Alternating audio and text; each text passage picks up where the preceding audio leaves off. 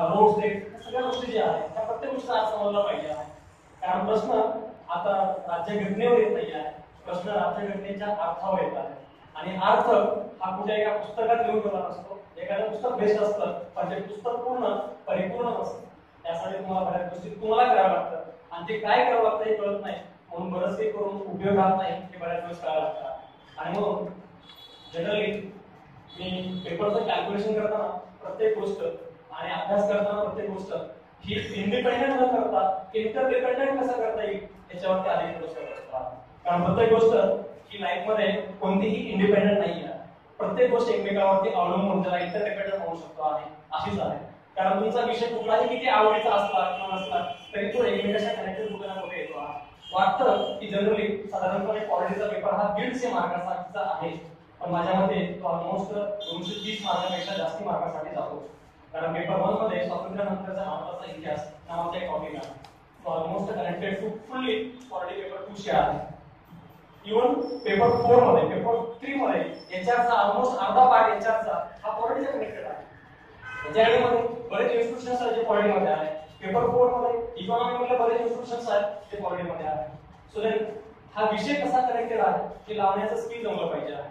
आणि पहिली गोष्ट माझं प्रामाणिक मत असतं की जनरली स्पर्धा परीक्षा करताना लोकांना असं वाटतं की खूप अभ्यास करावा लागतो आणि खूप हुशार व्हावं लागतं आणि भरपूर पुस्तकं वाचायला लागतं. आणि माझ्या मते तिन्ही गोष्टी खोट्या आहेत. नाही इथं हुशार व्हावं लागतं, कारण तिथं हुशार नाही, इथं कॉमन सेन्स आणि कॉमन असण्याची गरज आहे. कारण स्पर्धा परीक्षा त्यांनी स्पष्ट नाव सांगितलेलं आहे. तुमच्यासमोर मी ती कॉपी आवडत देण्याचं तेच रिझन होतं. जो पहिला पेज आहे प्रत्येक पेपरचा पहिला पेज त्याच्यावरती 2 टीप लिहिलेले एमकेसिंग 2 टीप लिहिलेले आहे.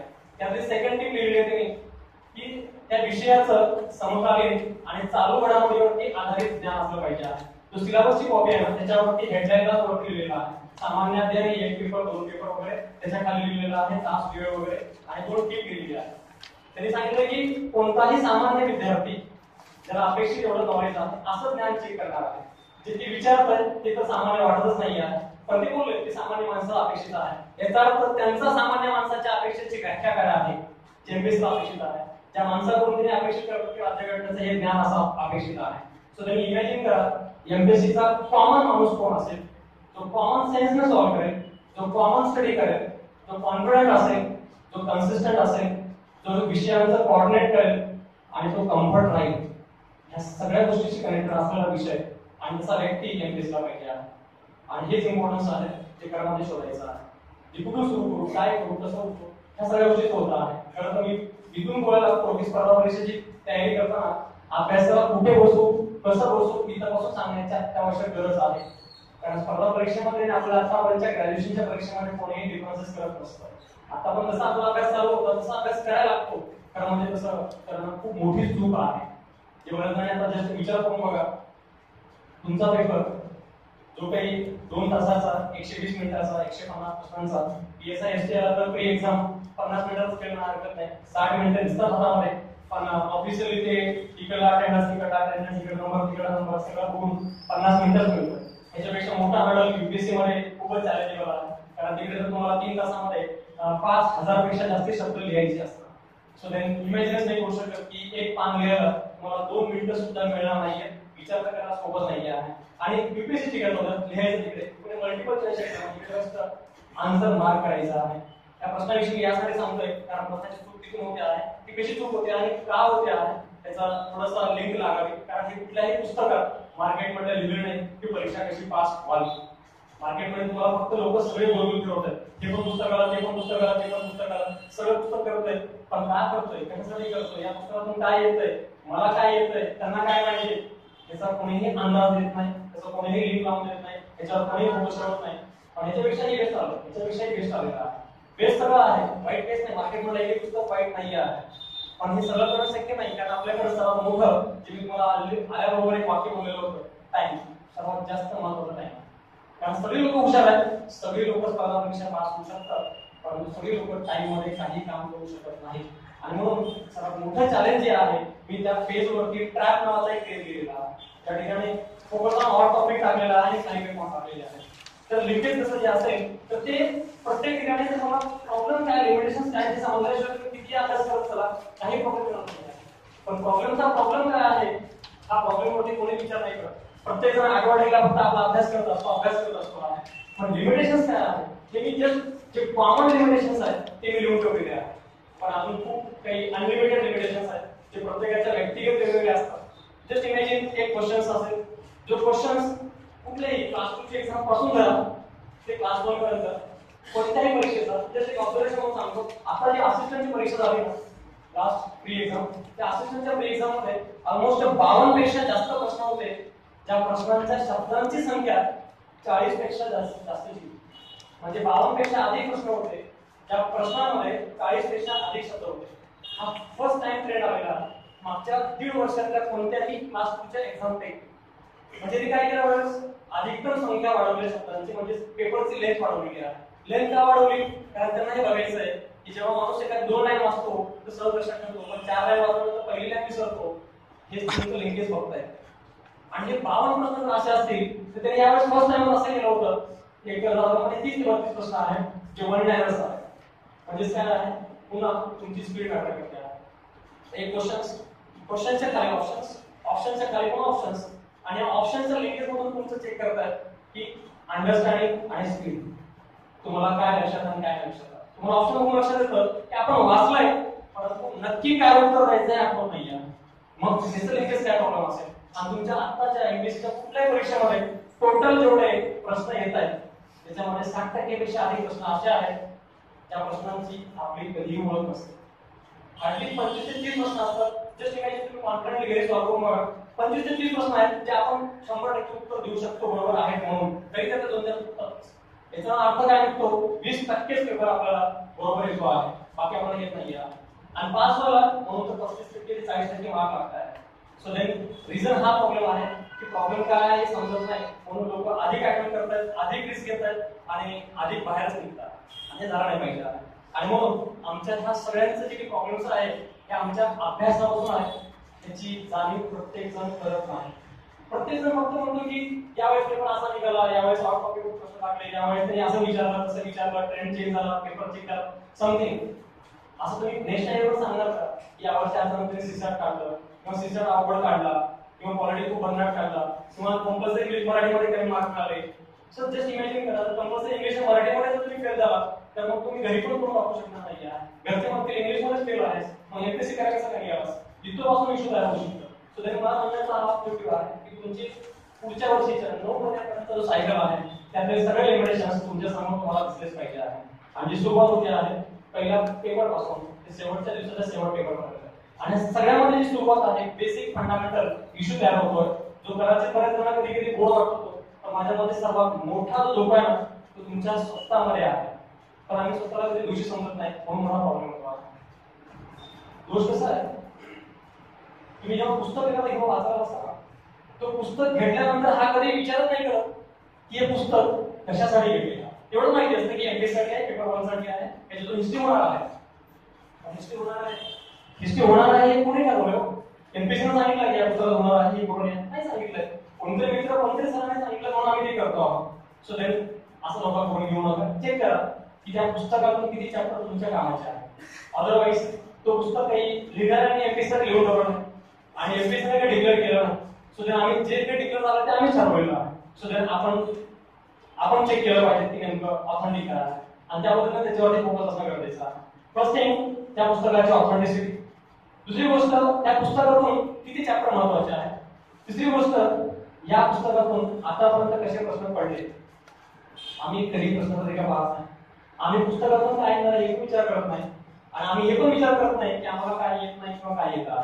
आम्ही जस्ट वाचायला स्टार्ट करतो आणि वाचतो बऱ्याच जणांनी वाचून काढलेली पुस्तकं खूप आहेत. पण मी बऱ्याच जण विचारतो की असं वेळेस झालं सगळं सर 3 रीडिंग झाले 4 रीडिंग झाले पण एखादा सिंपल प्रश्न विचारला की सगळ्यात मोठा क्लास व्हावा लागतो प्रत्येक ठिकाणी अनेक वेळा अनेक लोकांकडून. सो देन हे नेहमीच चालू आहे अनेक ठिकाणी आणि एनी ऑफ कंडिशन्स.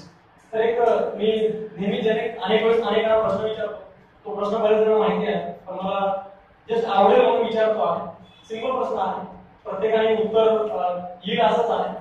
उत्तर द्यावाच अपेक्षित आणि प्रश्न विचारणार नव्हतो पण माझी सवय आहे खूप घाणेरडी सवय असेल किंवा चांगली असेल माहिती नाही पण मी प्रश्न विचारल्याशिवाय पुढे बोलत नाही कारण राज्यघटना डिस्कशन केल्याशिवाय संपत नाही आहे.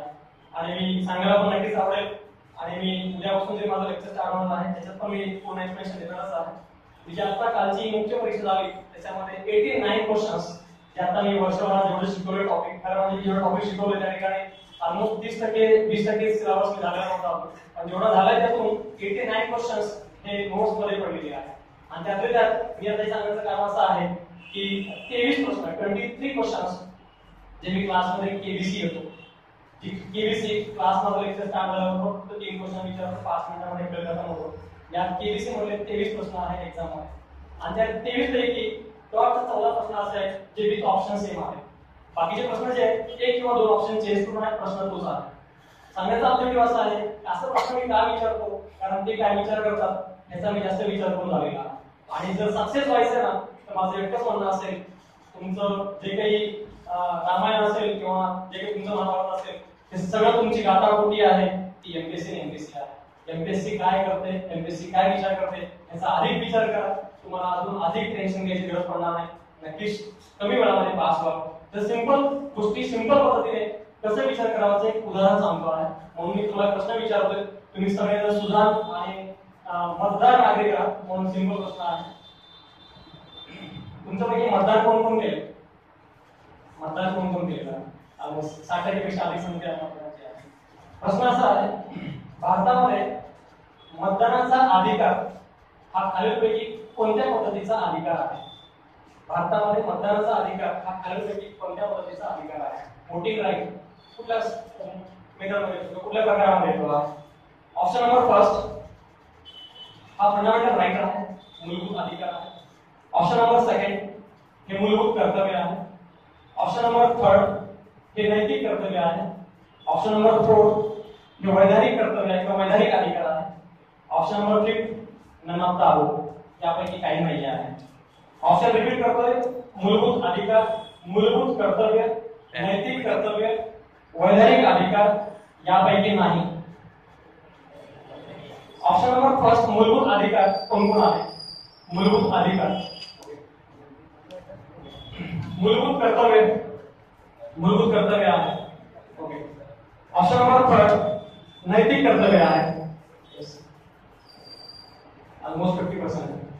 हे वैधानिक अधिकार आहे हा वैधानिक अधिकार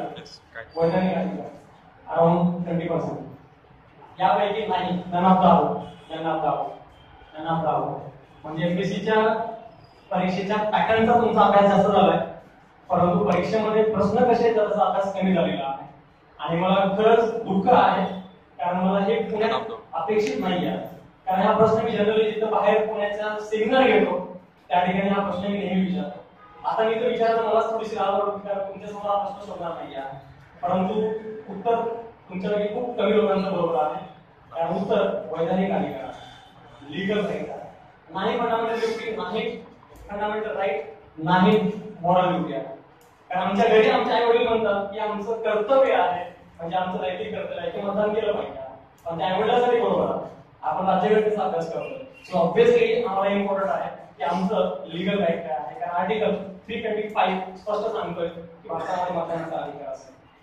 सो देन सिंपल प्रश्न सिंपल पद्धतीने विचारल्यानंतर हा जो ओव्हर कॉन्फिडन्स येतो परीक्षेमध्ये असतो तुम्हाला अध्यक्ष बनण्याने नसेल की आपण डोळे बंद करून मार्क करतो हे उत्तर आहे पण तिथे सर्वात मोठा ब्रेक असतो याचा विचार कधीच नाही करत आणि म्हणून तुमचे प्रश्न सिंपल चुकतात अवघड चुकणारच असतात आणि बाकी येणार नसतं. सो देन आपल्याला कळत नाही की आपल्याला काय कळत नाहीये आणि हाच लिंकेज आहे जो परीक्षा कळून न देण्यासाठीचे लिमिटेशन्स आहे. पण तरी आम्ही सिरियस नाही होत आम्ही तरी यावेळेस गेलो ना रिझल्ट हरकत नाही आहे पुढच्या एक्झामसाठी पुन्हा तयार आहोत. पुन्हा तयार होणं म्हणजे ते कुस्तीतल्या आखाड्याप्रमाणे आहे म्हणजे पुन्हा नवीन ताकद नाही तर ताकद नाही इथे टेक्निक पाहिजे आणि टेक्निकसाठी ट्रिक्स पाहिजे आणि ट्रिक्ससाठी ट्रॅप कुठे आहे प्रॉब्लेम कुठे आहे कुठे हातामध्ये बड्या मारले की पायात बड्या मारले हे समजलंच पाहिजे. डोळे बंद करून किती मला काही प्रॉब्लेम नाही आहे तुम्ही हारणार हे नक्कीच सत्य आहे पण जिंकायचं आहे ना तर आपण समजलं पाहिजे की प्रॉब्लेम्स काय आहे. हे फक्त स्पर्धा परीक्षेचे सूत्र नाहीये हे अख्ख्या लाईफचे सूत्र आहे कारण जेवढ्या ठिकाणी ज्या काही कॉम्पिटिशन मध्ये उतरलो त्या ठिकाणी मला एवढंच कळलं की आपले प्रॉब्लेम्स काय समजले आणि टाइम किती कळलं की आपल्याकडे स्ट्रेंथ काय ऑटोमॅटिकली यायला लागतात.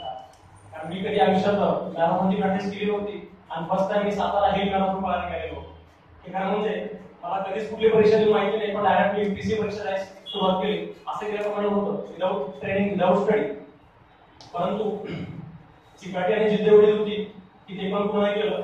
20 मिनिटं एक्स्ट्रा घेतले, परंतु विथ मेडलच पूर्ण केलं. पण तिथून कळालं मला की प्रत्येक कॉम्पिटिशन मध्ये मोठा हँडल तुम्हाला तुमच्या गोष्टी तुम्ही कोण आहात हे कळालं नसल्यामुळे माणूस हार असतो. पण थोडंसं जरा म्हणतो ना की इगो हार्ट होतो, परंतु माझ्या मते इगो हार्ट आज जरा हरकत नाही. आज समजावं की आपले प्रॉब्लेम्स काय आहेत, आत्मचरित्र लिहून टाकावं. आजपर्यंत परीक्षा का पास नाही होऊ शकतो, आजपर्यंत काय वापरलं आठवण नाही, आजपर्यंत परीक्षेमध्ये मार्क कमी काय आहेत, आजपर्यंत त्या चुका का झालेल्या आहेत, आजपर्यंत मला ऑब्जेक्टिव्ह माझा जो पाहिजे होता त्या ठिकाणी जाण्यापासून कुठल्या अडथळे आलेले आहेत. सिंपल बारीक एवढे अडथळे आहेत ना तुम्हाला इमॅजिन करू शकणार नाही. आपण त्याला लिमिटेशन समजत नाही, पण ते लिमिटेशन्स आहेत. परीक्षेच्या अगोदर सकाळी जाता मित्रांनी बोला मला असं वाटतंय की मी तर होणार नाही, पण माझ्या मध्ये तू पण विचार कर आपण दोघे मिळून अभ्यास करत होतो. याचा अर्थ काय होता की तू पण होणार नाही आहे. संपलं. आपल्याला वाटतंय की आपला पार्टनर आपण एकच केलेला आहे. सो देन तिथेच कॉन्फिडन्स तुमचा ब्रेक लागून जातो. नाही म्हणलं तरी तुम्हाला वाटायला लागतं पुन्हा की समथिंग आपण राहणार आहोत. ही गोष्ट आहे, सिंपल एक वाक्य आहे. आणि म्हणून एमपीएससीनं पहिल्याच पानावर एक परीक्षेच्या पेपरमध्ये खूप मस्त वाक्य लिहून ठेवले, ते पण हायलाइट बोल्ड करून लिहून ठेवलेलं आहे. ते मी तुम्हाला जाणीवपूर्वक बारीक सारीक गोष्टी सांगतो यासाठी, कारण ती बारीकच गोष्ट आहे जी तुम्हाला हरवते आहे. मोठ्या गोष्टीची गरज नाही, कारण त्यांना माहिती आहे की तुम्हाला 50% पेपर येणार नाही आहे आणि येऊ नयेच ही अपेक्षा आहे. पण तरी आम्ही आणण्याचा प्रयत्न करतो. जी येते त्याच्यावर जिंकायचा प्रयत्न नाही करत. पण वाक्य आहे, विद्यार्थ्यांनी जे प्रश्न सोपे वाटतात किंवा येतात ते अगोदर सोडवावे. राहिलेले प्रश्न वेळ मिळाला तर नंतर शेवटी सोडवावे, असं प्रश्नपत्रिकेच्या पहिल्या पानावर मोठ्या अक्षरात लिहिलेलं आहे. आणि असं वाक्य आपल्याला अनेक वर्षापासून आपल्या आईवडील घरी घरून लिखताना बोलतात, बाळा जाताना देवाच्या पाया पडून जा, पेपर तुला अगदी सोपा जाणार आहे आणि पेपर छान शांतपणे सॉल्व्ह कर. देवाच्या पाया पडला यासाठी सांगतात की तुला तिथे जरा डोक्यात शांती एवढ्यासाठीच आहे. आशीर्वाद वगैरे आपला आपल्याकडेच असतो.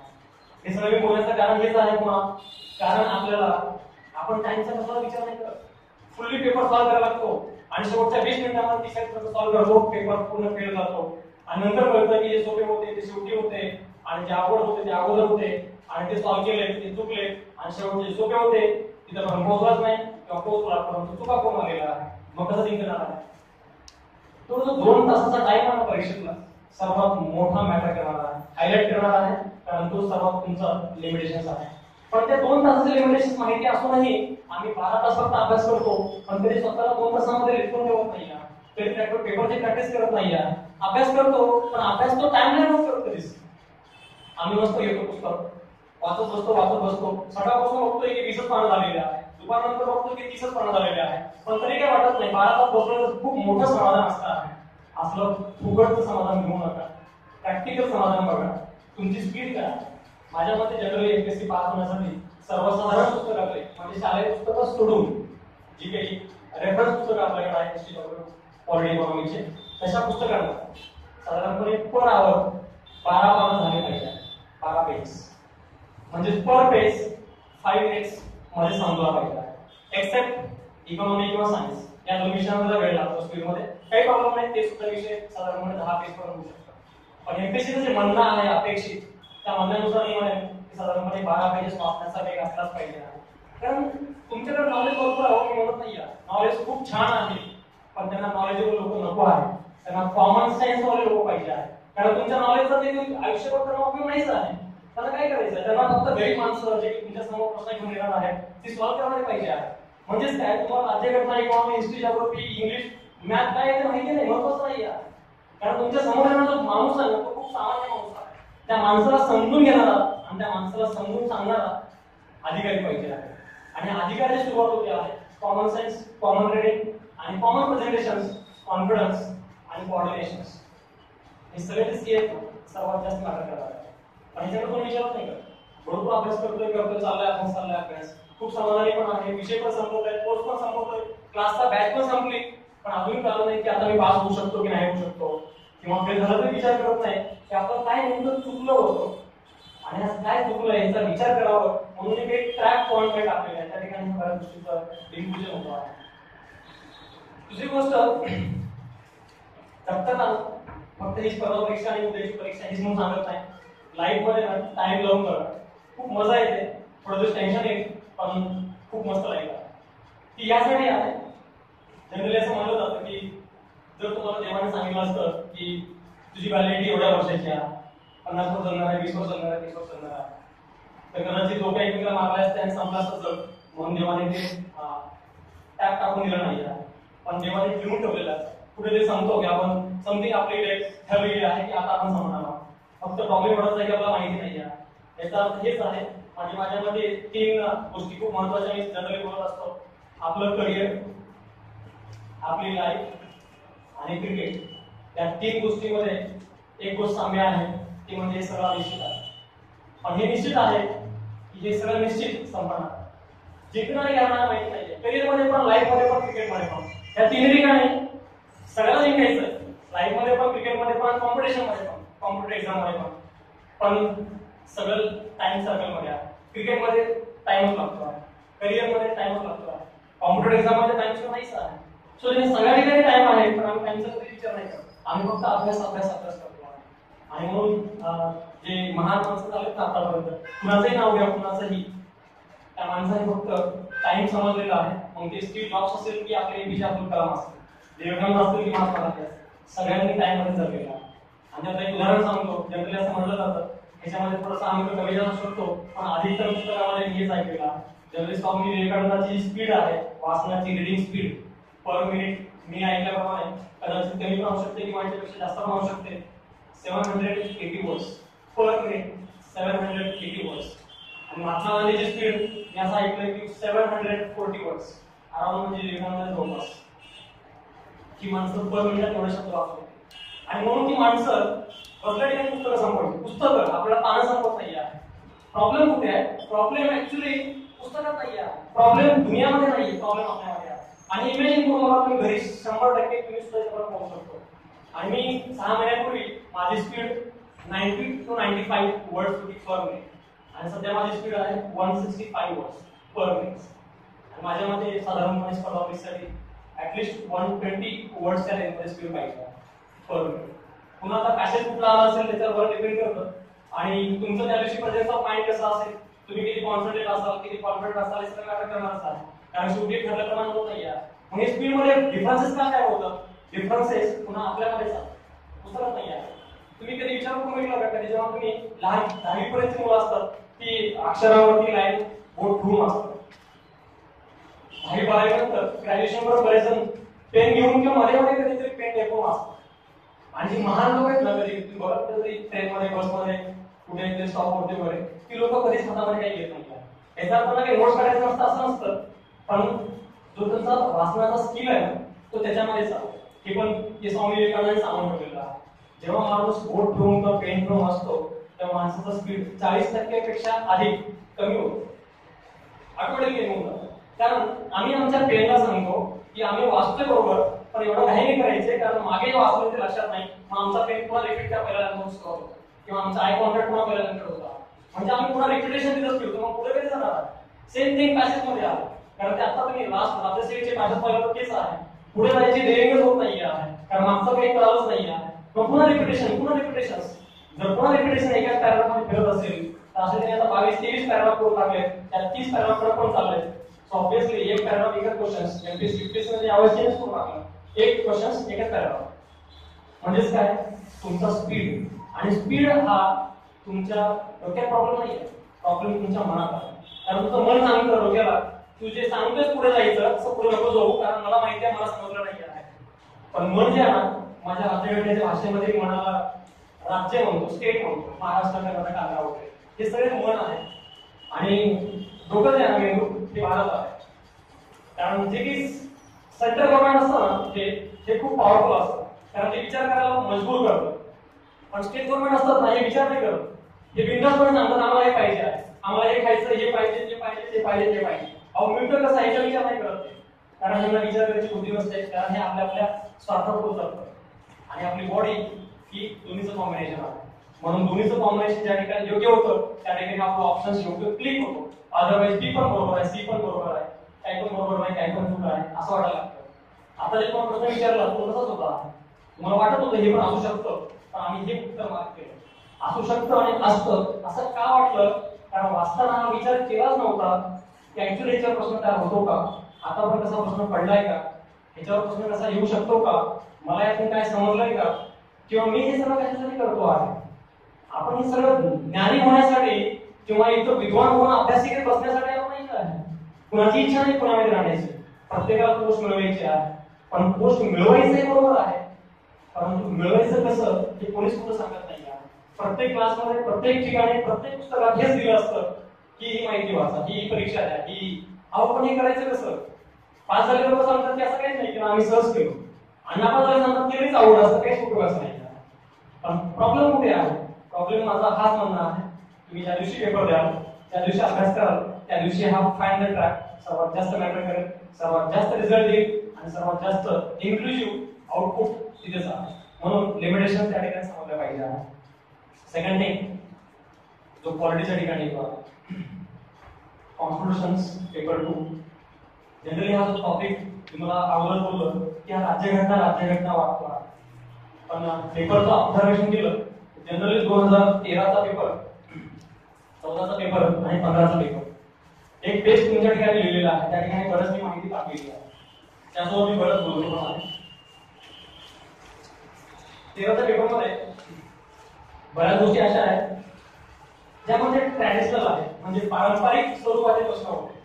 म्हणजे जे पुस्तक तुमच्याकडे आहे त्या पुस्तकानुसार अभ्यास करणे, परीक्षेला जाणे. जास्ती लोकांना लावणे, कॉमन सेन्सचा प्रयत्न करणे, जसा पेपर आला तसा उत्तर देणे, सरळ परीक्षा असलेली होती. बरीच प्रश्न ही स्टँडर्ड स्टेटमेंट वाली होती, बरीच प्रश्न ही डायरेक्ट इन्फॉर्मेटिव्ह होती, म्हणजे माहितीचे करणारी होती.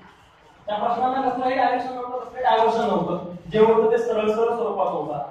म्हणजे तुम्हाला तेव्हा कॉम्पिटेटिव्ह मध्ये बरंच ड्रॉबॅक असे काही होते असं काही नाही आहे, डायरेक्ट असे जे आहे ते आहे. प्रश्नाचं स्वरूप पुन्हा स्टेटमेंट कन्क्लुजन अशा टाईपचं नव्हता. आणि बरेच काही प्रश्न होते ते की सिलेक्टेड टॉपिकवर सिलेक्टेड प्रश्न होते. अधिकतम प्रश्न हे राज्यघटनेवर होते. पण 2014 मध्ये त्यांनी बरंच स्किल बदललेलं आहे. 14 मध्ये त्यांनी काय केलेलं आहे, प्रश्न फक्त माहितीवर आधारित नको, प्रश्न हे संकल्पनेवर कन्सेप्च्युअल अंडरस्टँडिंग असले पाहिजे आहे. आणि कन्सेप्ट सोबत त्या प्रश्नाची इतर समकालीन माहिती जी त्यांनी पहिल्या पानावर लिहून ठेवलं होतं. प्रत्येक विषयाचं जनरली सगळ्यांना वाटतं की मेन्स परीक्षेमध्ये चालू घडामोडी येत नाही, त्यामुळे चालू घडामोडी वाचण्याची गरज नाही. ऑब्विसली हे सत्य आहे, चालू घडामोडी वाचाव्या लागत नाही एमपीएससी मेन्स साठी. मग काय वाचावं लागतं, चालू मुद्दे वाचावं लागतं, इश्यूज कशाच्या कनेक्टेड काय आहे. तुम्हाला काही उदाहरण सांगतो बघामध्ये, मग तुम्हाला कळेल की नेमकी लिस्ट काय आहे. तर इश्यूज महत्त्वाचे आहेत, घडामोडी नाही. घडामोडी जे असतात ना ते प्रिलिम्सला असतात, इव्हेंट. या ठिकाणी काय झालंय, मग कुठल्या परिस्थितीचा अध्यक्ष कोण, समितीची कोण, कुठलं काय कसं झालं, हे सगळं जे आहे प्रिला येतात. पण मेन्सला तुमचं अनालिसिस, तुमचं अंडरस्टँडिंग, तुमची कन्सेप्च्युअल क्लॅरिटी, कंटेम्पररी नॉलेज, समकालीन भाषेसंबंधित तुम्ही किती अपडेट आहात या गोष्टी चौकशी किंवा चेक करणाऱ्या मुद्द्यांशी कनेक्टेड आहे. आणि 2015 जो आत्ता काल पेपर झाला त्या पेपरमध्ये आलो मी. आता माझा तिसरा वर्ष, डिसेंबर मध्ये मला 3 वर्ष पूर्ण होतं राज्यघटना शिकवतो आणि आम्ही राज्यघटनेचे घेतो. मी 3 वर्षाचा अनुभव सांगतोय की जनरली सगळ्याला राज्यघटना खूप एकतर सोपी वाटते किंवा खूप अवघड वाटते. त्याच्यामध्ये मध्ये बदलीची माणसं खूप कमी आहे. आणि मी मला स्वतःचा अनुभव सांगतो आहे. मी म्हणजे जे तुम्हाला मिशन बॅच दिलेला 150 टार्गेट्स आहेत, तर मी आतापर्यंत 2 वेळेस 100+ मार्क घेतलेले आहेत. आणि प्रॉब्लेम असा असतो की खूप लोकांचे स्कोर ऐकले, जे टॉपर्स आहेत ते जनरली अर्धा टॉपर्स असतात, जी 100+ मार्क असतात. आणि ॲव्हरेज जे सिलेक्टेड कॅन्डिडेट आहेत, म्हणजे ॲव्हरेज पोस्ट घेऊन ते साधारणपणे 80 ते 85 दरम्यान राहतात.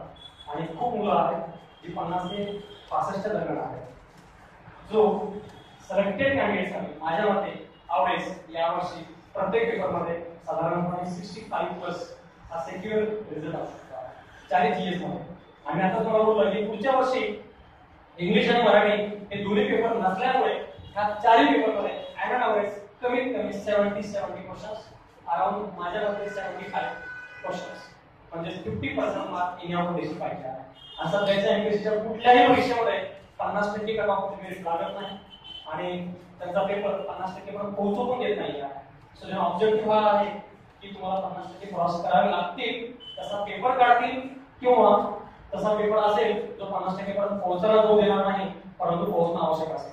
मग या 50%च्या ठिकाणी आपला जो पॉलिटिचा पेपर आहे तो 150 क्वेश्चन्ससह पेपर 2 म्हणून एका ठिकाणी थांबलाय. आणि त्यासोबत अराउंड दोन्ही पेपरमध्ये म्हणजे पेपर 1 मध्ये आणि पेपर 4 मध्ये 60 ठिकाणचे म्हणून माझ्या मते minimum 40 plus questions around 200 marks म्हणजे टोटल पुढच्या वर्षीच्या 600 पैकी 200 मार्क कनेक्टेड टू राज्यघटना आणि कायदे या सगळ्यांचे एज्युकेशन असणार आहे. आणि सगळ्या कायद्यांमध्ये युपीएससीचा जो पॉलिटिचा पेपर 2 आहे त्याच्यामध्ये फरक काय आहे तर फक्त युपीएससीला कायदे नाहीये म्हणजे कंझ्युमर ऍक्ट किंवा राईट इन्फॉर्मेशन ऍक्ट वगैरे असे ऍक्ट नाही आहे. बाकी राज्यघटना जी आहे जशाच तशी कॉपी पेस्ट तिकडे आहे. उलट युपीएससी पेक्षा एमपीएससी चे पेपर्स हे अजून अवघड आहेत म्हणून हरकत नाही आहे. सो ऑब्विसली इकडे एमपीएससी मध्ये तुम्हाला कन्सेप्ट पण आहे, इन्फॉर्मेशन पण आहे, अंडरस्टँडिंग पण आहे, अनालिसिस पण आहे. सो या वर्षीचा जो पेपर होता त्या पेपरमध्ये तुम्ही तेच चेक केलेलं आहे. विशेष हे चेक केलेलं आहे जे म्हणजे जनरली मराठीतल्या कुठल्याही पुस्तकात किंवा बऱ्याच इंग्लिश पुस्तकामध्ये जे एमपीएससी साठी काढलेले आहे त्याच्यामध्ये ही माहिती नाही आहे की म्हणजे आता या वर्षी विचार प्रश्नामध्ये बरेच म्हणजे 5 ते 7 प्रश्न असे आहेत जे डायरेक्ट कोड टाकलेले आहेत. जसे की मॅकॅवली, वेबर्स किंवा 40 वरती कॉन्स्टिट्यूशनची क्रिटिक केलेले डीडी पासून ते बाबासाहेब आंबेडकरांपर्यंत इव्हन इंडियन थिंकर्स ऑल म्हणजे वेस्टर्न थिंकर्स आणि इंडियन थिंकर्स या दोघांचं पार्टिसिपेशन इथं वाढलेलं आहे. म्हणजे कुणी काय म्हणलं, मग राज्यघटनेवर काय म्हणलं, उद्देश पत्रिकेवर काय म्हणलं, संविधान सभेवर काय म्हणलं, मूलभूत अधिकारावर काय म्हणलं, कोणी कुठे काय म्हणलं हे पुण्यात पुस्तकात अशी 5 ते 6 पुस्तकं. दुसरी गोष्ट पुन्हा या लेखकांची पुस्तकं टाकलेली आहे. म्हणजे मॅक्स वेबरचं पुस्तक किंवा बाबासाहेब आंबेडकरांचं पुस्तक किंवा नेहरूंचं पुस्तक किंवा डीडी बोसचं पुस्तक ही त्यांची जी ऑथर लिहिलेली आहे किंवा सुभाष कश्यपचं पुस्तक जे आपल्या मार्केटमध्ये आपल्याकडे आहे ती पुस्तकं नाही तर त्यांनी ऑथर काही लिहिलेली पुस्तकं आहेत ते टाकतात कारण ती कॉन्स्टिट्यूशनवरची कमेंट आहे. सो त्यांनी पुस्तकांची list comment, quotes, thinkers, Indians, westerns ही जी टोटल 5 पॉइंट्स आहेत ना याच्या कनेक्टेड 10 पेक्षा जास्त प्रश्न आहेत. हा पहिला ब्रेक जो कुठे सापडत नाही, कुठे लक्षात येत नाही, कळावं की नाही कळावं हे कळत पण नाही, लक्षात ठेवणं तुम्हाला मुश्किल व्हायला लागतं आहे. तर ह्या कोर्ससह मी उद्यापासून याचे नोट्स, डिस्कशन प्लस लेक्चर्स हे इनपुट करणार आहे जे मी तुम्हाला पहिला पॉईंट सांगतो पॅटर्न. दुसरी गोष्ट दुसरा पॉईंट आहे जे बरेच जणांना भीती वाटते तो म्हणजे लॉ कायदे. जवळपास 10 ते 12 पेक्षा जास्त कायदे आहेत. डायरेक्ट 8-9 कायदे आहेत त्यासोबत बाकीचे इतर कायदे आहेत. कायद्याचा प्रश्न पाहिला तर कॉन्स्टिट्यूशनशी कनेक्टेड लागत नाही परंतु कॉन्स्टिट्यूशनशी बरंच कनेक्टेड आहे. अशी जी कायदे त्या संबंधित आहे आणि इथपासून प्रश्न पडतो बरेच जणांना ह्या पण गोष्टी माहिती नाही आहेत जे मी उद्यापासून लेक्चरमध्ये कंटिन्यू करणार आहे तुम्हाला.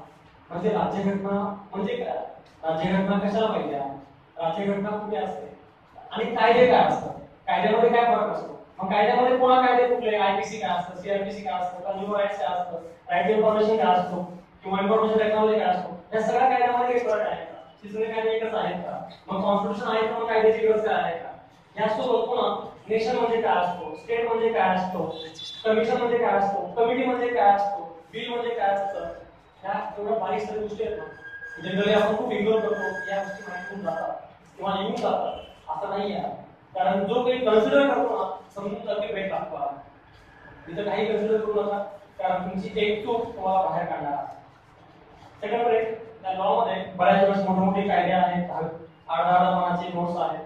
सो त्याच्यामध्ये भरपूर सत्वासह नोट्स आहेत. त्या नोट्स स्टडी करताना पुन्हा इन्फॉर्मेशन नाही तुमचा अंडरस्टँडिंग जास्त मॅटर करतो आहे आणि त्याच्यावरती 40 प्रश्न आहेत. यावर्षी फक्त 2 प्रश्न आहेत जे कायद्यामधल्या सब क्लॉज विचारले, अदरवाइज बाकी सगळे प्रश्न हे डायरेक्ट अंडरस्टँडिंग आणि अनालिसिस वरती आहेत. सो त्याचा इश्यू नाही आहे.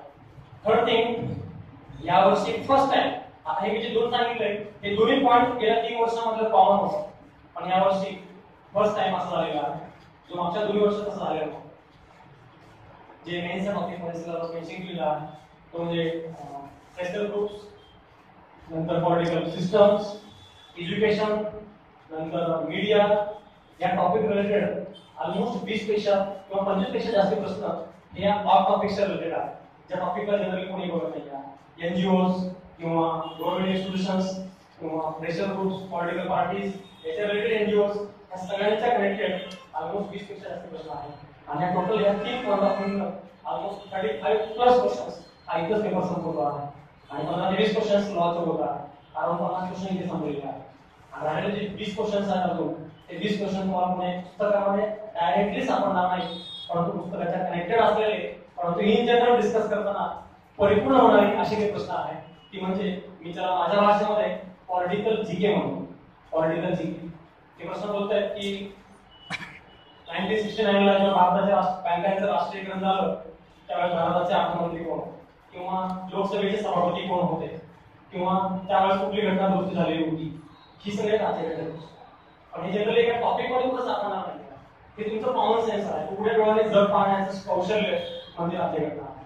आणि हे पाहता येण्याचं तेवढंच डिफिकल्ट काम पण आहे आणि समजलं तर सोपं पण आहे. ते फक्त सोपं करता आलं पाहिजे तर ऑटोमॅटिकली विषय हा अतिशय सोपा व्हायला लागतो आहे.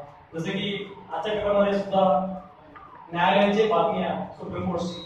सुप्रीम कोर्टच्या जजेसनी सांगितलंय ऑलमोस्ट अगोदर खूप दिवसापासून सुप्रीम कोर्टचे चीफ जस्टिस हे जे आता नवीन बिल आपण आणलेलं आहे पॉलिसीच्या विषयी त्याला ते कम्प्लीट विरोध करतायत की पॉलिसी नकोच आहे. त्यामुळे सुप्रीम कोर्टात चीफ जस्टिसचा व्हॅल्यू इम्पॉर्टन्स होत आहे. त्या संबंधित त्यांनी सांगितलेलं आहे की असं काही नाही आहे तर ते क्रिटिकली अनालाइज करताना गव्हर्नमेंट पार्टिसिपेशन आणि पारदर्शकता कशी येणार आहे या पद्धतीचा विचार करण्याची गरज आहे. सुद्धा कनेक्टेड टू आर्टिकल्स सब्जेक्ट कसं जायला पाहिजे किंवा नाही जायला पाहिजे हे कळता आलं पाहिजे आहे. आज एक अजून एक बातमी आहे ती म्हणजे सोमनाथ भारतीची केस. आता पाहिलं तर अरविंद केजरीवाल आम आदमी पार्टी आहे भारतीयांचं नॅशनल आहे आपल्याला संबंध आहे आपण त्याला विचारणार नाही तो विषय आपल्याला राज्याशी काही संबंध नाही असं वाटणं साहजिक आहे.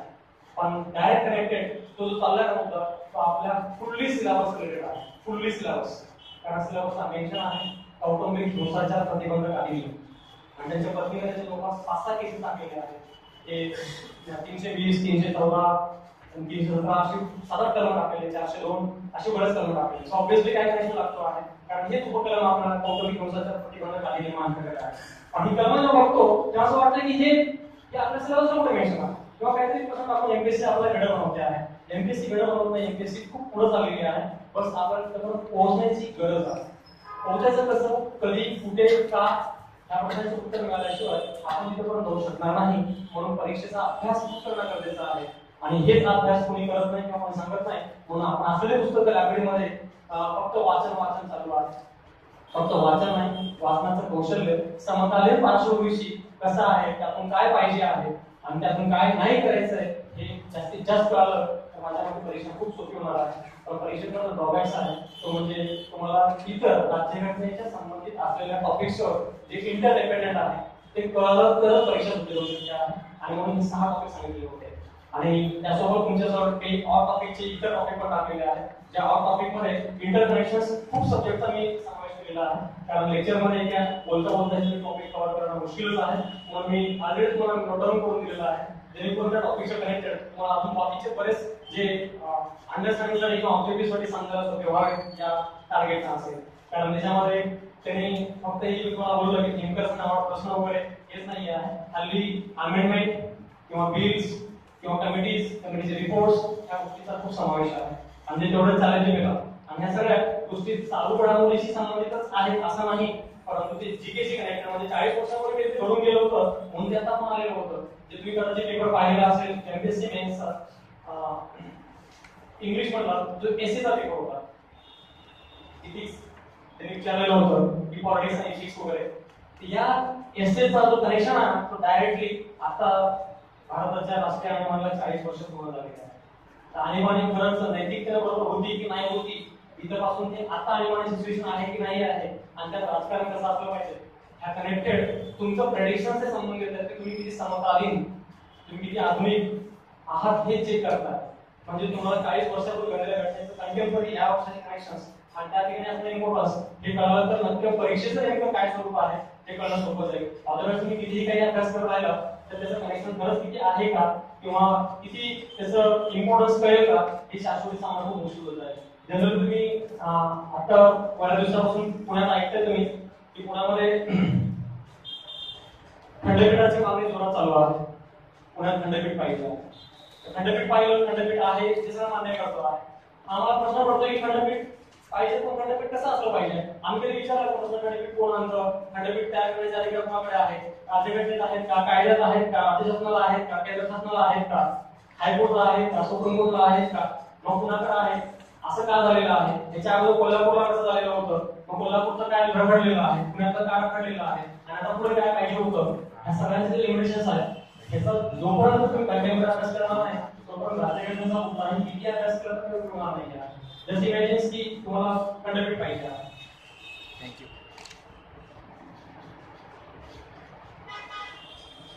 आता तुला म्हणलं की मी कोणत्या ठिकाणी कोण कुठं कसं काय पाहिजे आहे, तर प्रत्येक प्रश्न पडतो की खंडपीठ देण्याचा अधिकार कोणाकडे आहे. या संबंधित जी काही फर्स्ट केस आतापर्यंत झालेली आहे ती बार असोसिएशन ऑफ कर्नाटक यांनी भारत सरकारच्या विरुद्ध केस टाकलेली होती 2000 मध्ये. तेव्हा सुप्रीम कोर्टाने सांगितलं की संबंधित जी केस टाकला ती केस त्या केसनुसार आम्ही निर्णय देतोय की तसं खंडपीठ तयार करण्याचे अधिकार नाही आहे. कारण नाही आहे कारण खंडपीठ तयार करण्याचा अधिकार सुप्रीम कोर्टाने सांगितलं की आम्ही देणार नाही, कारण असा अधिकार आमच्याकडे नाही आहे, आम्हाला असं निरीक्षण करण्याची आवश्यकता नाही आहे. तेव्हा त्यांनी पुन्हा रिपीट ती केस टाकली होती. ती केस 2000 मध्ये जेव्हा टाकली गेली पुन्हा, तेव्हा सुप्रीम कोर्टाने सांगितलं ऍक्च्युअली ते पुन्हा टाकण्याचं रिझन असं होतं की त्या ठिकाणी त्यांनी सांगितलं की ही केस आर्टिकल 32 नुसार कनेक्टेड आहे आणि आर्टिकल 32 हा फंडामेंटल राईट मध्ये येतो आहे. मग पुन्हा हा प्रश्न पडला पाहिजे आहे जे मी आता नेक्स्ट लेक्चर पासून सुरुवातपर्यंत सांगणार आहे की आर्टिकल 32 च्या ठिकाणीच हा जो घटनात्मक उपायांचा अधिकार आहे तो 32 नंबरलाच का आहे. ऍक्च्युअली आमचे फंडामेंटल राईट्स हे 35 ला संपतात, नंबर नुसार पाहिलं तर 35 ला संपतात, पण 35 पर्यंत अजून 3 आर्टिकल पुढे बाकी आहेत जे मूलभूत अधिकार समजले जातात, पण त्या 3 मध्ये कुठंच नाही दिलेला, 35 च्या ठिकाणीच का दिलेला. पुन्हा फंडामेंटल राईट प्रॅक्टिकली पाहिलं तर 14 पासून चालू होतं, पण मग 12 आणि 13 काय करतात बाजूला. आम्ही जेव्हा मूलभूत अधिकार सेशन पाहतो तेव्हा मी 12 ते 35 बोलतो, मग सुरुवातीला 2 आणि शेवटी 3 असं का सोडून दिलेला. ह्याचा नंबर इथंच काय येतो आहे. उद्देश पत्रिकेमध्ये जो प्रश्न आम्ही नंतर ऍड केलेला आहे धर्मनिरपेक्षता आणि समाजवाद, हे 2 शब्द आम्ही नंतर ऍड केले. हे 2 शब्द आम्ही या पहिल्या 2 शब्दानंतरच ऍड का केलेला आहे. शेवटी गणराज्य शब्द संपवतो त्यानंतर का नाही आलेला आहे, किंवा आमची पूर्ण उद्देश पत्रिका संपवते त्यानंतर शेवटी का नाही आलेला आहे, त्याचा सिक्वेन्स तिथेच काय येतो. ह्या प्रश्नांचं उत्तर दिल्याशिवाय राज्यघटनेचा अभ्यास करणं काहीच काम नसतो आहे. आणि म्हणून मी तुम्हाला बोललो की राज्यघटनेमध्ये प्रश्न विचारणारे मग ती स्टुडंट असू दे शिक्षक असू दे त्याशिवाय राज्यघटना परफेक्ट होत नसते. कारण तुम्हाला जोपर्यंत असं का असं बोलणार नाही किंवा असं कोणी केलं कधी केलं का केलं याचं उत्तर आल्याशिवाय किंवा प्रश्न पडल्याशिवाय तुमच्या गोष्टी लक्षात राहणार नाही. आणि या गोष्टी इंटरकनेक्टेड टू करंट अफेअर्स असणं अत्यावश्यक गरजेचं आहे, त्याशिवाय तुमचा अभ्यास परिपूर्ण होऊ शकणार नाही. म्हणून हा कंटेम्पररी इश्यू चांगला आहे की कर्नाटकच्या बार असोसिएशनने कोणा सांगितलं की आर्टिकल 32 कनेक्टेड आहे. मग 32 कनेक्टेड का आहे, तर त्यांचं म्हणणं होतं की खंडपीठ नसल्यामुळे आमच्या सोयी आमच्या गरजा आमचा प्रश्न हा परिपूर्णरित्या सॉल्व्ह होत नाही, त्यामुळे आमच्या इथे खंडपीठ असल्याशिवाय आमची अपेक्षा आमचं जीवन परिपूर्ण होणार नाही आहे, पुन्हा असलं पाहिजे बरोबर आहे. पण सुप्रीम कोर्टाने सांगितलं की राज्यघटनेच्या आर्टिकल 21 आणि आर्टिकल 39 ए नुसार याची गरज आहे असं म्हणू शकाल, परंतु आर्टिकल 32 नुसार राज्यघटनेमध्ये खंडपीठ असणं असं अपेक्षित आहे. कारण फंडामेंटल राईट नुसार त्यांनी सांगितलेलं आहे की आमच्या घराजवळ कोर्ट असावं, न्यायालय असावं असं राज्यघटनेत तरतूद आहे. जर तुमच्या जवळ कुठे कोर्ट अवेलेबल नसेल तर तुमचा फंडामेंटल राईट आर्टिकल 21 किंवा 39 व्हायोलेट होतो आहे, डिस्टर्ब होतो आहे. म्हणून तुम्ही सरळ सुप्रीम कोर्टमध्ये अपील करू शकता, डायरेक्टली सुप्रीम कोर्टमध्ये अपील करू शकता जर तुमचा आर्टिकल हा व्हायोलेट असेल तर. मग सुप्रीम कोर्टने सांगितलं कर्नाटकच्या बार असोसिएशनला की आर्टिकल 32 शी काही कनेक्शन नाही, त्यामुळे खंडपीठ देण्याचा काही प्रश्न येणार नाही आहे. मग उत्तर काय असेल, उत्तर असं म्हणणं आहे की या केसचं उत्तर त्यांनी सांगितलेलं आहे की राज्यघटनेमध्ये आर्टिकल 130 आहे. 130 नुसार सांगितलेलं आहे की भारताचा एक सुप्रीम कोर्ट आहे जे दिल्लीला आहे आणि या आर्टिकलमध्ये तरतूद आहे की या दिल्ली सुप्रीम कोर्टचं खंडपीठ बेंच तुम्हाला भारतामध्ये कुठेही स्थापन करता येईल. असे 4 बेंच स्थापन करता येतील 4 झोनसाठी आहे. हे 4 झोनसाठी 4 बेंच कुठेही स्थापन करायचं आहे तर आर्टिकल 130 नुसार तुम्हाला बेंच पुढे कंटिन्यू करावं लागेल. मग प्रश्न पडतो सुप्रीम कोर्टचा बेंच खंडपीठ असू शकतं, मग ते खंडपीठ किती असू शकतात, राज्यघटनेत काही लिमिटेशन आहे का. मुंबई हायकोर्टला 3 बेंच आहेत, काही ठिकाणी एकच बेंच आहे, काही ठिकाणी 2 आहेत. सो त्याच्यात लिमिटेशन्स आहेत, त्या प्रश्नाचं उत्तर आलं पाहिजे आहे. मग सुप्रीम कोर्टला बेंच आहेत, मग सध्या प्रॅक्टिकली बेंच आहे का आपलं, तर बेंच नाहीये. सुप्रीम कोर्टाने सांगितलं की अजून आमच्या बेंचची आवश्यकता नाही कारण अजून न्याय जस्टिस होतो आहे, त्यामुळे बेंचची गरज नाही आहे. पण मग सुप्रीम कोर्टचं नाही तर मग राज्याच्या कोणत्याही हायकोर्टचं मुख्य उच्च न्यायालयाचं खंडपीठ असण्याची तरतूद किंवा त्याचं परमिशन किंवा त्याची लिगलिटी कोण देतं, कसं होतं आहे. तर त्याच्यानुसार त्यांनी प्रोव्हिजन पुढे कंटिन्यू केलं होतं की आमच्या जो काही लॉ कमिशनची रिपोर्ट येते आहे लॉ कमिशनची रिपोर्ट ही 229 साली रिपोर्ट टाकलेली आहे. त्या 229 सालीच्या रिपोर्टनुसार सांगण्यात आलेलं आहे की जे भारत सरकारचं भारताच्या स्वातंत्र्यानंतर नवीन राज्य निर्मिती विषयकचं विधेयक पास केलेलं होतं, जे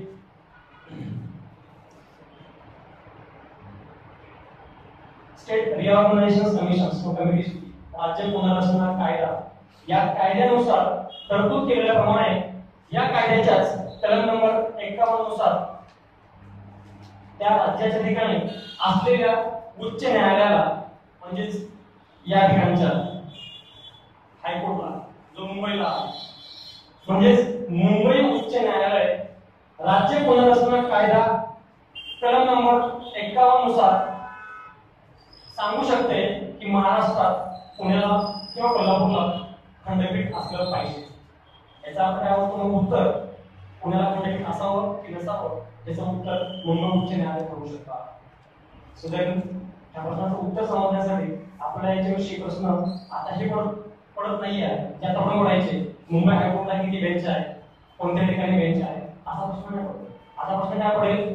ही केस ही आता तुम्हाला सांगितले कर्नाटकाची केस, 12 हुसेनची कर्नाटकची केस किंवा वर्ष किंवा सुप्रीम कोर्ट विचारलंय की हायकोर्ट सांगितलंय ही कुठली कमिटी आहे, ही कायदा कुठला आहे, ही कायद्याचा उपकलम आहे. किंवा आता बोललो मी की राज्यघटनेचे आर्टिकल विचारत नाहीये, तर राज्यघटनेशिवाय असलेल्या कायद्यांचे कलम विचारत आहे. मग ते आयपीसी असेल, सीआरपीसी असेल, इतर राईट्स असतील, आरटीआय असेल, इन्फॉर्मेशन टेक्नॉलॉजी ऍक्ट असेल किंवा मग स्टेट रिऑर्गनायझेशन कमिशन असेल, इत्यादी कायद्यांची कलम विचारतात. सो देन त्या कलमांचा अभ्यास, यांचे लिंकेज, यांच्या स्टोरीज, या सगळ्यांचं याचे चार्ट्स, ग्राफ, या सगळ्यांचे टॉपिक्स कनेक्टेड एकत्रित मी पुढे येणारच आहे. कारण मी कधीही नोट्स असं लाईन टू लाईन लिहून देत नाही, त्यामुळे तुमच्या समोर जे काही मी पेजेस दिले ते सुद्धा सगळे चार्ट अँड बॉक्स किंवा चित्रांच्या स्वरूपातच आहे, जे इथून प्रत्येक टॉपिक, प्रत्येक लेक्चर्स हा त्याच कनेक्टेड किंवा त्याच टॉपिक्सच्या स्वरूपात असणार आहे. जनरली आम्ही सांगतो की संबंधित जो विषय चाललाय त्या विषयाच्या कनेक्टेड आमचा कुठला विषय समकालीन आहे किंवा समकालीन नाही ह्याचं प्रत्येक दिवशी प्रत्येक वेळेला अभ्यास होणं गरजेचं आहे. अदरवाईज आमचं काय चाललंय काय नाही चाललंय हे कळणं खूप मुश्किल होत आहे. त्यात दुसरं म्हणू शकतो की जरा फक्त खंडपीठ, पण या खंडपीठासोबत जर लिंक लावायची असेल ना तर किती आर्टिकलचं कनेक्शन लागतो आहे, जे तुमच्या पेज मध्ये लिहिलेलं नाही आहे.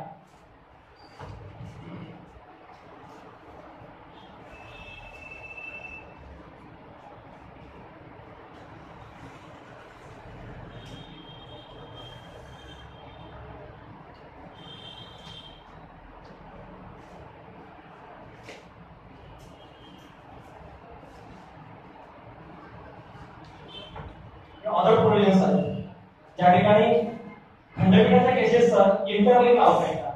आता हे सगळे आर्टिकलमध्ये एक्सप्लेन करायला थोडा वेळ नाहीये, परंतु जो पण टॉपिक घेतो त्या टॉपिकच्या ठिकाणी त्या टॉपिकच्या समोर असलेल्या इतर पूर्ण राज्यघटनेचं इंटरकनेक्शन्स, म्हणजे ऍट अ टाइम जर मी एक आर्टिकल शिकवत असेल तर त्या आर्टिकलचं इंटरकनेक्शन इतर आर्टिकलशी असेल. जसं की जस्ट एक्झाम्पल म्हणून मला सांगतो की आता तुम्ही पाहत असाल हार्दिक पटेलचा इश्यू चालू आहे.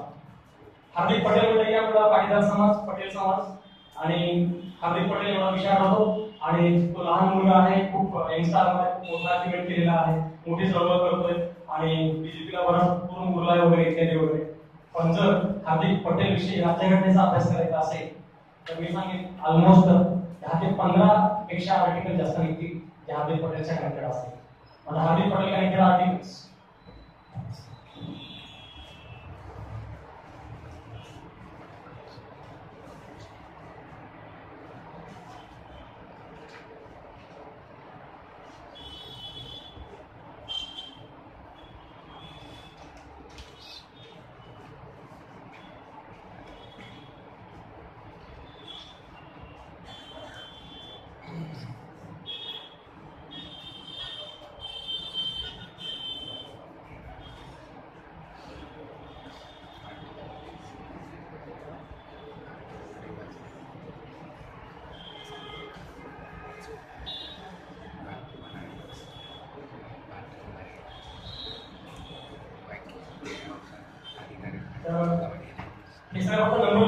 पूर्ण घ्यायला थोडा वेळ पुरा नाहीये, कारण जस्ट मी इंट्रोडक्शन देतो आहे. कारण मला गोष्टी बोलायचे, परंतु राज्यघटना असा विषय असतो जो किती बोलला तरी संपत असतो आणि तो संपला नाही पण पाहिजे आहे, कारण त्याशिवाय तो विषय क्लिअर होत असतो. तर फर्स्ट एक थोडेसे मी आर्टिकल एक्सप्लेन करतो, बाकीच्या गोष्टी मी डिटेल पुन्हा परत घेणारच आहे. तर फर्स्ट आर्टिकल नंबर 5. तुम्हाला वाटतं की आर्टिकल 5 चा काय संबंध आहे? कारण पहिला प्रश्न पडतो की तो भारतीय नागरिक आहे की नाही. कारण कुणालाही आंदोलन मोर्चे करायचा अधिकार नाही आहे. जर तो सिटीजन असेल तर त्याला राईट असेल. पहिला प्रश्न पडतो सिटीजन्स. नंबर 8 चा प्रश्न आहे, तो कदाचित तुम्ही 2-3 दिवसात वाचला असेल, तुम्हाला लिंक लागेल. जे नरेंद्र मोदी सध्या अमेरिका दौऱ्यावर आहे, त्या ठिकाणी बरेच अनिवासी भारतीयांनी सुद्धा आंदोलन केलेलं आहे त्यांचा विरोध करण्यासाठी की तुम्ही जोपर्यंत पटेल पाटीदार समाजाला आरक्षण देणार नाही तोपर्यंत आम्ही तुम्हाला इथे सभागृह देणार नाही, तुम्हाला आम्ही मानणार नाही आहे. याचा अर्थ काय आहे? आर्टिकल 8 आदिवासी भारतीय जे भारताच्या बाहेर राहत आहेत त्यांना सुद्धा आहे हा राईट. ऍक्च्युअली पाहिलं तर आर्टिकल कनेक्शन्स 2 इथे लागतो आहे. कारण आर्टिकल 21 मध्ये खूप मोठी कन्सेप्ट आहे जी अजून 1-2 दिवसानंतर जे लेक्चर कंटिन्यू करेन त्याच्यामध्ये येणारच आहे. म्हणजे डायरेक्टली कनेक्शन्स पाटीदार समाज, पटेल आणि हार्दिकचा हा 8C दिसतोय पण 21 वाटत नाही आहे. आणि 21 हे सगळं दिसलेलं आहे ते आदिवासी भारतीय आहे. तर आदिवासी भारतीयांना सुद्धा हा अधिकार आहे कारण तो अजूनही भारतीय नागरिक आहे. सो देन नेक्स्ट जो आहे तो आर्टिकल नंबर 12. 12 यासाठी आहे की what is the definition of state. राज्याची व्याख्या काय आहे, नेमकं राज्य म्हणजे काय असतो आहे. मग राज्याच्या ठिकाणी काय, कसं, कोण, कुणाला किती अधिकार, कोणत्या ठिकाणी, मग राज्य म्हणजे गुजरात की महाराष्ट्र किंवा केंद्र भारत सरकार इत्यादी अनेक ठिकाणी उभे आहे. आणि सगळा इश्यू होऊ नये म्हणून या ठिकाणी भारत सरकारने ऑलरेडी पोस्ट केलेली आहे ती म्हणजे 371. या ठिकाणी महाराष्ट्र आणि गुजरातला स्पेशल प्रोव्हिजन दिलेलं आहे. मग इथे स्पेशल प्रोव्हिजन देऊन प्रॉब्लेम अजून कोण ठरवलेला आहे तो म्हणजे आर्टिकल 370 चा. या दोन्ही ठिकाणी एक डिफरन्स आहे तो म्हणजे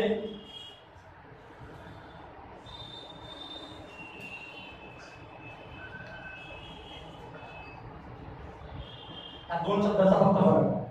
राज्यघटनेतले अतिशय सर्वात जास्त महत्त्वाचे आणि सर्वात जास्त चर्चा असलेले 2 आर्टिकल आहेत ज्याच्याविषयी मी ऑलमोस्ट 5-5 तास एका आर्टिकलवर बोललेलो आहे. ते अजून पण महत्त्वाचं आहे. 371 मध्ये त्यांनी special provision for following state असं दिलेलं आहे आणि 370 मध्ये टेम्पररी प्रोव्हिजन्स या शब्दाचा उल्लेख केलेला आहे.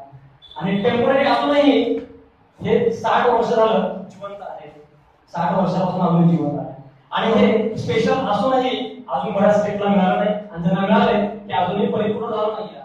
सो देन म्हणजे काय 371 चे काय लागतं आणि ते मग काय आहे इथे यासाठी सांगितलं की ज्या ठिकाणी असं सक्सेसफुल प्रोव्हिजन्स मिळत नाही जसं की आता आंध्र प्रदेशसाठी आहे. आंध्राचा जो तेलंगणाचा पार्ट होता त्या तेलंगणाच्या पार्टच्या ठिकाणी असलेल्या कोणत्याही विद्यार्थ्याला नोकरीमध्ये आरक्षण देण्यात यावं अशी तरतूद 371 मध्ये असलेल्या आंध्र प्रदेशसाठी आहे. सो देन कंटेम्पररी सध्या इश्यू तेलंगणा चालूच आहे. मग तेलंगणा आरक्षण 371 आणि मग इकडे आरक्षणाचे सगळे मुद्दे कनेक्ट होणारच आहे. सेम थिंग या ठिकाणी पण झालेली आहे. या ठिकाणी सुद्धा गुजरातचा कच्छचा पार्ट हा ठिकाणी ऑलरेडी तो अंडरडेव्हलप आहे आणि त्या ठिकाणी त्यांच्यासाठी आरक्षण देण्याच्या अशी तरतूद आहे. म्हणून महाराष्ट्र गुजरात 371 मध्ये येतो आणि त्यामुळे त्याला तिथं आरक्षणासाठी किंवा नोकरीसाठी योग्य ती संधी किंवा सूट द्यावी आवश्यक आहे. सो देन आम्हाला लगेच ते पण 371 समजलंच पाहिजे की नेमकं काय येतो आहे. ह्याचा कनेक्शन यासाठी येतो आहे पण तो पण आर्टिकल केलेला आहे. So then 12 step connections 13 article सांगतो आहे की inconsistent law with fundamental right. मूलभूत अधिकाराशी विसंगत असलेल्या कायद्यांचं विश्लेषण. मग आता हे मूलभूत अधिकाराची विसंगत आहे का? मग 50% पेक्षा आरक्षण जास्त वाढायला लागलेलं आहे का? जे आहे ते बरोबर आहे की चुकीचं आहे? मग नेमकं काय असलं पाहिजे? मग जर आरक्षण